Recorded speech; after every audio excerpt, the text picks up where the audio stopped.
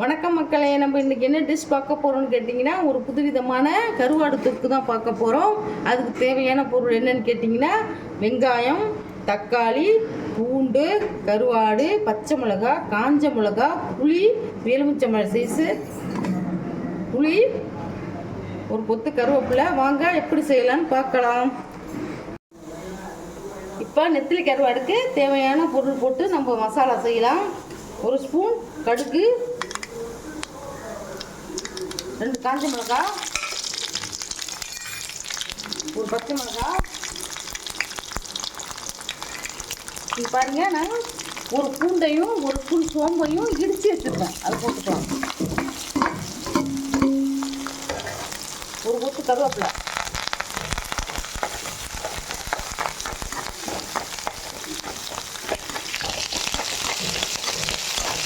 நல்லா வச்சுக்கலாம்.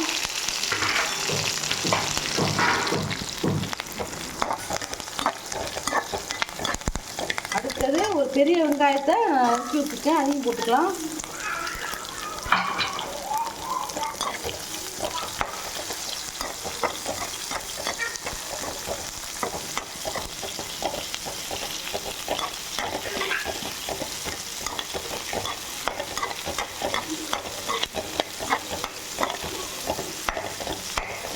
அப்புறம் அதுக்கு பாருங்க, ஒரு நெல்லிக்காய் சைஸ் அளவு புளியும் போட்டுக்கலாம். வெங்காயம் கண்ணாடி பதம் வதங்கினா பாருங்க, வெங்காயம் நல்லா கண்ணாடி பதம் வதங்கிடுச்சு. இதில் 2 தக்காளி, மீடியம் தக்காளியை டேஸ்ட்டாக அரைச்சி விட்டுறேன்.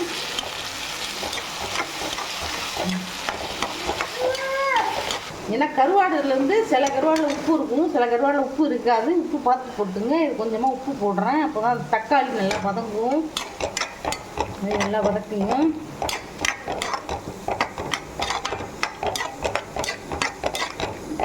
நல்லா எண்ணெய் தெளிஞ்ச ஒரு அளவுக்கு நல்லா வதக்கும். இந்த கருவாடு தொக்கு வந்து தயிர் சாதம், சாதத்தில் போட்டு கட்டி சாப்பிடலாம். தயிர் சாதம், லெமன் சாதம், தக்காளி சாதம், இதுக்கெல்லாம் நல்லாயிருக்கும். இது 3 தான் நல்ல காம்பினேஷனாக இருக்கும். தயிர் சாதத்துக்கு தான் ரொம்ப ரொம்ப அருமையாக இருக்கும்.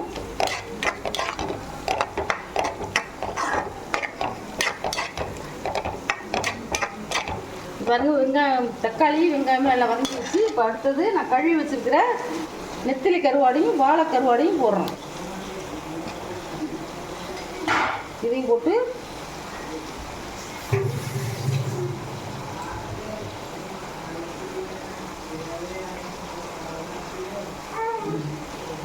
அரை ஸ்பூன் சில்லி பவுடர் போடுறேன். தனி மிளகாத்தூள் தான், உங்களுக்கு காரத்துக்கு தகுந்த மாதிரி போட்டுங்க. நான் அரை ஸ்பூன் போடுறேன்.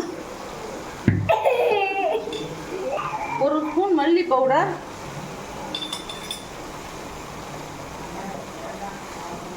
1/2 ஸ்பூன் மஞ்சள் தூள் போட்டு இதை வதக்கிக்கலாம். பச்சை வாசனை போக வதக்கிக்கலாம். கரெக்டாக கட்டிட்டு இதில் பாருங்கள், நான் 2 ஸ்பூன் தயிர் ஊற்றுறேன். இல்லை கெட்டி தயிராக தான் போடுறேன். தயிர் இப்போ பாருங்கள், நல்லா வாசனை, கருவாடு நல்லா வாசனை வந்துருச்சு. கருவாடு எப்பவுமே வெள்ளையாக இருக்கும், பளிச்சுங்க. அதுதான் புது கருவாடு. கருப்பாக இருந்துச்சுன்னா பழைய கருவாடு, அதை வாங்காதீங்க. அது வந்து டேஸ்ட் இருக்காது. புது கருவாடுன்னா நல்லா தெருவே மணக்கும். அந்த மாதிரி பாருங்கள். அடுத்தது என்ன பார்க்க போகிறோம்னா, எல்லா பொருளும் போட்டோம். மிக்சியை கழுவி ஒரு 1/2 டம்ளர் தண்ணி ஊற்றுறோம். உப்புலாம் நீங்கள் அப்புறமா பார்த்து போட்டுக்கணும்.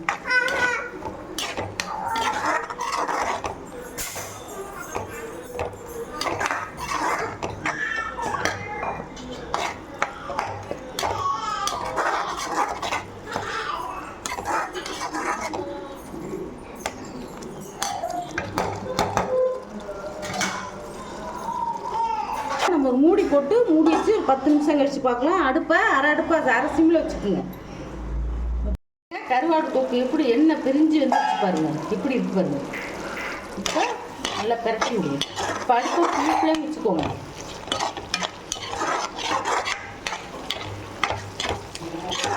கருவாடெல்லாம் மணமாக இருக்கு பாருங்க, தெருவே எல்லாம் மணமாக வாசனையாக இருக்கும். அது புது கருவாடு தான் அந்த மாதிரி இருக்கும். புது கருவாடு வந்து நம்ம வறுக்கும் போதே நமக்கு தெரியும், அப்படி வாசனை. அப்படியே நாக்கில் எச்சு ஊறும், அப்படி இருக்கும்.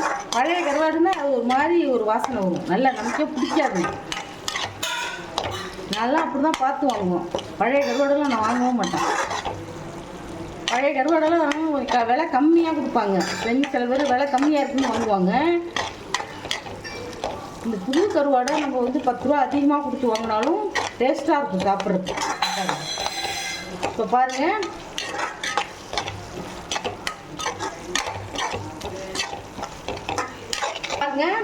கருவாடு தொக்கு ரொம்ப டேஸ்டான, ருசியான, மணமான ஒரு கருவாடு தொக்கு ரெடி ஆகிடுச்சு. இப்போ இதில் நம்ம வந்து கொஞ்சமாக கொத்தமல்லி தூவிக்கலாம். கொத்தமல்லி தூவி நான் அடுப்பு ஆஃப் பண்ணிட்டேன். எங்கள் வீடியோவை சப்ஸ்கிரைப் பண்ணி பாருங்கள். யாருமே சப்ஸ்கிரைப் பண்ணாமையே பார்க்குறீங்க. தேங்க்யூ, பாய்.